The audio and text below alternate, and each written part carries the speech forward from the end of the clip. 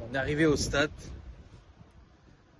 où on gratte un carton pour essayer d'être libre, du moins d'exercer sa volonté. Le fléau des jeux de hasard. J'appelle ça le fléau des jeux de hasard. C'est un fléau.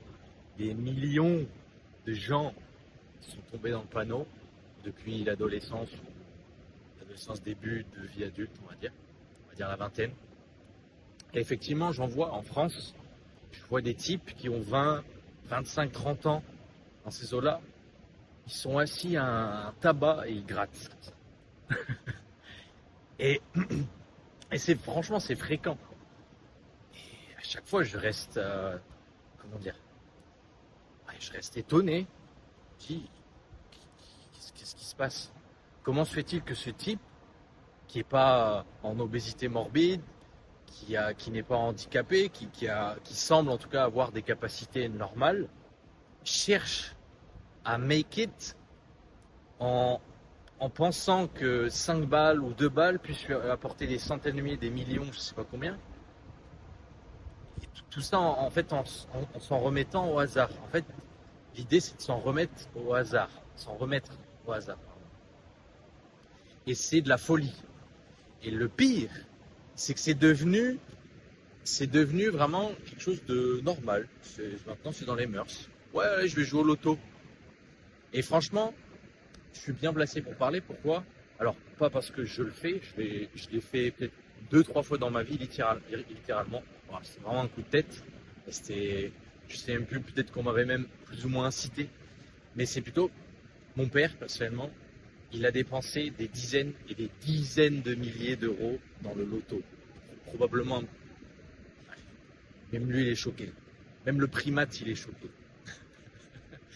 Donc des dizaines et des dizaines de milliers d'euros. On a fait le calcul un jour. Je crois même qu'en fait, on s'approchait des 200 000. On avait pris une moyenne sur, par exemple, un an. Et on avait multiplié par je sais plus combien. Voilà. Et c'était aberrant. Et voilà, au final, ne serait-ce qu'avec quelques centaines d'euros, on peut make it. Parce qu'on va acheter le bon bouquin, parce qu'on va aller au bon événement, parce qu'on va se connecter à la bonne personne, parce qu'on va aller au bon endroit, au bon moment. On va pouvoir se préparer aussi, on va pouvoir manger mieux. Enfin bref, the list goes on. On peut faire une liste de choses qu'on peut faire, ne serait-ce qu'avec quelques centaines d'euros en réalité. Ça peut être un bon début. Donc, tout ça pour dire que des personnes dépensent des sommes astronomiques au final dans les jeux de hasard. Et donc selon moi, la Française des Jeux et toutes choses similaires devraient être bannies en fait. Ça devrait être banni. Mais évidemment, ça rapporte pas mal et c'est un vrai business. Mais en attendant, ça cause énormément de mal parce que à la suite d'un conditionnement pareil, lorsqu'une personne va plutôt privilégier le travail, va plutôt privilégier l'entrepreneuriat, va plutôt privilégier, je dirais, ses idées pour avancer, pour évoluer, ses propres idées et justement derrière des efforts, de véritables, que ce soit des efforts psychologiques, des efforts physiques, peu importe, au lieu de s'en remettre au hasard, on va trouver ça étrange limite. On va dire mais attends, non, c'est pas du travail ou des choses comme ça. Alors que à côté il y a une personne qui gratte et qui dépense des sommes pas possibles depuis des années. Bon, elle, on va l'accepter comme ça. Mais peut-être on en revient peut-être au même point, c'est cette fameuse dopamine. C'est un peu comme quand on va sur un site de cornes et juste avant, ça nous propulse. Et le truc, c'est que avec les jeux de hasard, c'est pareil. On se dit, avec 2 euros, je vais peut-être gagner 36 millions. Et forcément, ça stimule. Mais c'est très malsain. C'est très malsain. Et donc, personnellement, à ce stade, je fréquente plus de personnes qui font ce genre de choses. Vraiment. Je ne sais même pas si j'en ai vraiment fréquenté. Mais voilà. Et les seules personnes, justement, que je connais qui sont dans une situation favorable, qui ont des options, qui évoluent véritablement sur différents plans, elles font pas ça. Elles font pas ça. Ça ne leur vient même pas à l'esprit. parce que c'est aberrant. Donc voilà, je, je dirais qu'il faut tenter d'éduquer, tenter de sensibiliser, euh, mais dans une économie qui dégringole de plus en plus, dans une société, du moins les individus d'une société, je dirais, saine, vont plus avoir tendance à réfléchir. Et si elles réfléchissent, elles ne feraient pas ce genre de choses. Parce qu'elles prendraient conscience de certains éléments importants, tout ça, tout ça. Donc on est arrivé au stade où forcément les gens, ils se disent que c'est de plus en plus difficile de s'en sortir, c'est-à-dire de ne pas être un esclave. Non, ne pas subir le servage. Parce que là, je pense que c'est au-delà. Parce que limite, être esclave, ça va. Mais là, on parle de servage à notre stade actuel.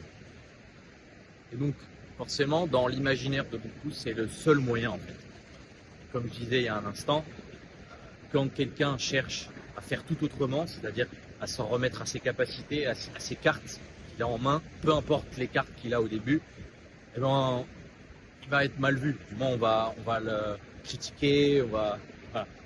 Mais c'est pas grave. Parce que si effectivement, toi, tu as conscience que c'est de la folie, tout ça, tu feras le nécessaire. Il y a sûrement des gens en train de faire le nécessaire, ce ne sera pas un problème. Et il faut accepter que beaucoup de gens se réveilleront peut-être plus tard, ou se réveilleront même jamais, et continueront d'alimenter cette matrice malsaine.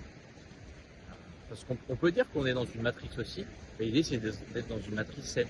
Le fait de, par exemple, s'en remettre à ses propres travaux, à sa propre imagination, à ses propres efforts, eh bien c'est une matrice aussi, c'est une matrice plutôt saine comparée à l'autre, selon moi. Tu vois, dans un cadre pareil, une chose dont je suis sûr, c'est qu'il n'y a pas à se casser la tête. Il n'y a pas à se casser la tête. Il faut faire ce qu'on a à faire. Il faut écouter son intuition, faire le travail nécessaire et atteindre la paix. Parce que il y a des personnes qui vont tenter de changer les choses à grande échelle, qui vont penser que oui, se projeter dans des trucs de dingue. Je dis pas, c'est honorable, mais en réalité, on a le contrôle uniquement sur notre conscience. Moi, ce que je veux dire par là, c'est que en purifiant notre conscience, en améliorant nos actes, nos paroles, nos pensées, tout ça, eh on va s'en sortir soi. Et c'est qu'à partir de là, tu peux éventuellement te dire ok, je vais tenter de toucher une communauté ou un groupe de personnes ou une nation même, on s'en fout, j'en sais rien, peu importe. Mais d'abord l'individu, ensuite le collectif. C'est pas l'opposé. Sinon ça va dans tous les sens, ça mène à rien. Mais le truc, c'est que quand tu te focalises sur toi, sainement, ça prend du temps, ça prend des années avant que les fruits apparaissent. Et pendant donc toutes ces années, eh ben, tu vas peut-être te trouver dans des situations où tu te diras, je suis plus ou moins seul. Les gens qui m'entourent, que ce soit des gens de ma famille, des potes, des simples personnes que tu vas croiser comme ça pendant quelques jours ou un jour, bon, tu vas te dire que ces personnes-là, elles vivent pas dans la même dimension que moi. Et là, la clé, c'est de tenir. Donc, je suis un peu dévié du sujet principal, le fléau des jeux de hasard.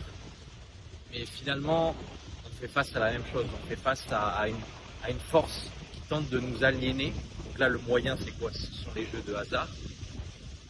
Et en réponse, il faut évidemment refuser, il faut dire non. Et il faut aller dans sa direction.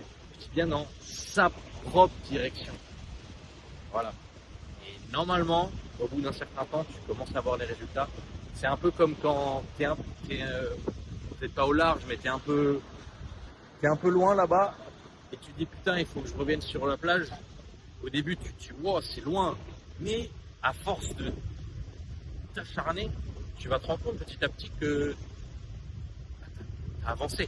Donc si tu as avancé un petit peu, tu peux avancer un peu plus, un petit peu plus, c'est ça.